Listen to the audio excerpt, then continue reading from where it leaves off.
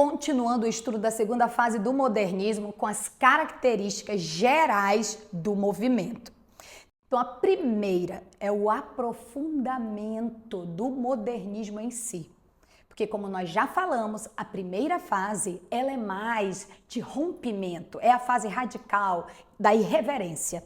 Essa segunda não, porque justamente o contexto histórico é outro. É de guerra, é de depressão econômica. Havia uma necessidade de tornar os temas mais sérios. Logo, esse aprofundamento era algo que tinha que ocorrer. E quando eu digo aprofundamento, é a segunda fase taxada de amadurecimento do modernismo. É a fase justamente madura, viu? Vai de 1930 até 1945, lembre-se disso. Segunda característica, como agora nós aprofundamos, né, o modernismo, então eu posso dialogar com o passado, eu posso dialogar com a tradição. Eu não tenho mais aquela necessidade dos versos serem livres, dos versos não terem rima, da prosa ser aquela mistura de elementos, de não ter mais um enredo linear. Não, de jeito nenhum. Eu posso muito bem construir sonetos, versos bem rimados, bem metrificados, uma prosa com um cuidado com a forma, um cuidado com a questão da linguagem, tá? Então essa é uma das principais características, esse diálogo tanto com a primeira fase do modernismo quanto com os movimentos artísticos anteriores a 1922, principalmente realismo e naturalismo em se tratando de prosa. Terceira característica, a reflexão a respeito do momento histórico, que é de profunda seriedade, tá? De depressão econômica. Então, nós vamos observar que o ser humano ele está sendo desumanizado, devido justamente à própria questão do capitalismo. Então, essa desumanização, uma crise existencial, o eu e o estar no mundo. Qual é o meu papel, qual é a minha função, qual é o meu propósito. Essas crises, esses questionamentos vão fazer parte dessa segunda fase. Mais uma característica que é justamente a preocupação com temas sociais. A literatura da segunda fase, ela é de denúncia dos problemas da época. Ela é uma fase justamente de obras engajadas socialmente, de análise do todo do mundo, tá? Então, é uma poesia politicamente, né, desenvolvida, uma arte engajada mesmo, tanto na questão da literatura quanto da pintura. Vamos ter, por exemplo, aquela pintura bem famosa, né, do Portinari, em que aquela família está na seca, né? Vocês podem observar aqui.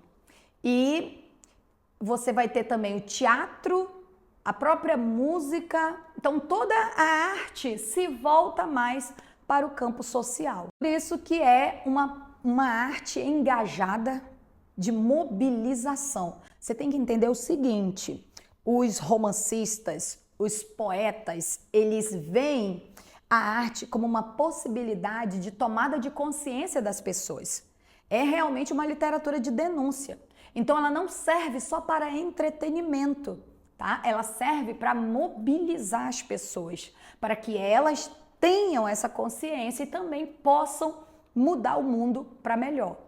Outra característica é justamente a preferência por personagens que pertencem a classes sociais menos favorecidas, porque justamente eram eles, né, mais afetados, as pessoas que têm um menor custo de vida, que estão à margem da sociedade. Então, nessa fase, o pobre vai aparecer como protagonista, o retirante vai aparecer como protagonista, os imigrantes vão aparecer como protagonistas, ou seja, todos aqueles que estão à margem da sociedade. Então, por isso que o protagonista passa a ser o pobre. Não que não haja, tá? Não que não haja também a mostra de personagens de classes sociais abastadas, mas a preferência é para os menos favorecidos. Logo, mais uma característica é o retrato da sociedade ali menos favorecida dos centros urbanos, que estão desempregadas, que nesse caso tem pouca concentração de renda, e o interior, que as terras também, a maioria, pertencem a poucas pessoas e a grande maioria não tem terra. É a concentração da renda, é a injustiça social. Então, romancistas principalmente vão mostrar muito essa questão do coronelismo. É uma temática central da geração de 30. Por todas essas razões, a segunda fase do modernismo na prosa ficou conhecida como neorrealista e neonaturalista. Por que neorrealista? Porque justamente as obras vão mostrar a denúncia da realidade brasileira daquele momento, do final da década de 20 e início da década de 30. Todas as mazelas sociais, a questão da seca, a questão dos retirantes. Então, você vai ter ali um momento, na literatura que vai mostrar a realidade, sem rodeios, de forma realmente rude até, grossa, dura. É a realidade nua e crua. Então, por isso que nós vamos chamar de neorrealismo. Outro aspecto é a questão do determinismo. O homem é produto do meio. Então, lembrar que nessa fase a maioria dos escritores são nordestinos.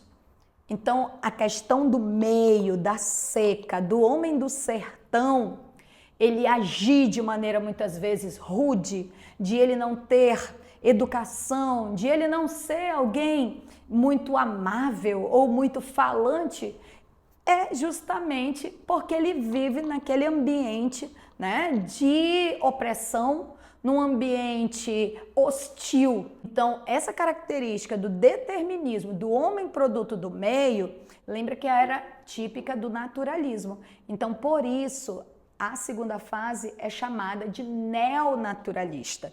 E aí nós vamos lembrar que muitos livros, muitas das histórias desse momento vão trazer o zoomorfismo, o homem ali comparado a animais, porque justamente quer denunciar essa desumanização do ser. Então, é a fase neorrealista, neonaturalista, aspectos sociais prevalecendo.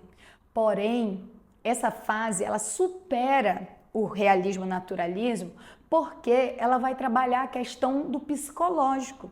Ela não vai mostrar o pobre, o sertanejo, somente como uma questão social, sendo joguete, da questão do meio. Não, ela vai mostrar o seu interior, como ele se sente, o aspecto psicológico. Então é por isso que nos vestibulares e também em concursos públicos até, a maioria dos livros, das histórias que aparecem nas provas são da segunda fase do modernismo.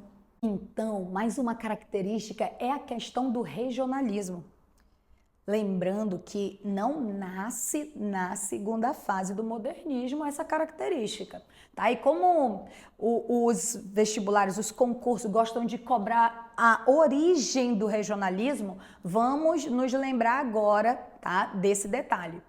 O romantismo é o primeiro movimento. Então, lá no século XIX, o romantismo ele vai ter uma gama de autores que vai trabalhar a questão do regional. Tá? Vai sair ali do Rio de Janeiro e vai mostrar o Brasil que os brasileiros não conheciam. Então, naquele momento, o regionalismo vem como algo para trazer o próprio valor para o brasileiro, porque o brasileiro ele não conhecia o Brasil. Tá? Então, nós temos a independência, mas nós não temos o sentimento de nação. Então, era necessário valorizar esses aspectos regionais, para que o cara lá da Bahia, por exemplo, ele valorizasse o Rio de Janeiro, valorizasse o Rio Grande do Sul, para que ele se visse como nação. Então, o primeiro movimento que traz tendências regionalistas é o romantismo. Lembrar de Franklin Távora com o Cabeleira, lembrar de Bernardo Guimarães com o Garimpeiro, com a Escravizaura, Inocência de Visconde de Taunay e as próprias obras do José de Alencar, Tio, o Sertanejo, o Tronco do Ipê. Então, todas essas obras são romances regionalistas românticos. Depois veio o naturalismo. O próprio Aloysio Azevedo, né, com O Mulato, que é a obra que inaugura o naturalismo, ele não, é uma história que não se passa no Rio de Janeiro, se passa lá no Maranhão. Então, é um segundo momento que tem regionalismo. O terceiro momento é no pré-modernismo, com a obra Os Sertões, do grande Euclides da Cunha. Mas todos esses movimentos, o regionalismo, né, era algo mais pitoresco. Era algo que os personagens eram mostrados sem a questão da análise psicológica, tá? Então, o que esses autores de 30 vão fazer? Vão mostrar as questões sociais, mas sem abandonar o íntimo das personagens. Então, nós vamos ter Graciliano Ramos, Raquel de Queiroz, José Lins do Rego, José Américo de Almeida, Jorge Amado. Todos esses autores são nordestinos. Então, como uma das características é essa questão da realidade, de mostrar os problemas da época, o regionalismo se tornou uma das principais tendências do romance de 30, justamente porque a grande maioria dos autores eram nordestinos. Finalizando as características, vamos lembrar os temas, né, que mais aparecem. Então, sem dúvida alguma, a questão da seca, do coronelismo, a exploração capitalista, a questão social acima de tudo, mas sem esquecer, como eu já falei, do aspecto psicológico, viu? Essa desumanização do ser. Logo, o objetivo é justamente fazer com que os leitores refletissem, né? Vissem aqueles problemas, se comovessem, tivessem empatia. Por isso que o romance de 30 é um romance de denúncia, é um romance que fala da crise existencial, o eu e o estar no mundo, que é tão importante ainda hoje, para que nós possamos evoluir. Então, são obras realmente maravilhosas. Lembrando que, além dos autores nordestinos, nós vamos ter também o ciclo gaúcho, o Érico Veríssimo e o Dionélio Machado, mas com obras centradas, né, na capital, ali no Rio Grande do Sul, e o romance histórico do Érico Veríssimo, que é O Tempo e o Vento. Então, aqui nós fechamos as características gerais do romance de 30.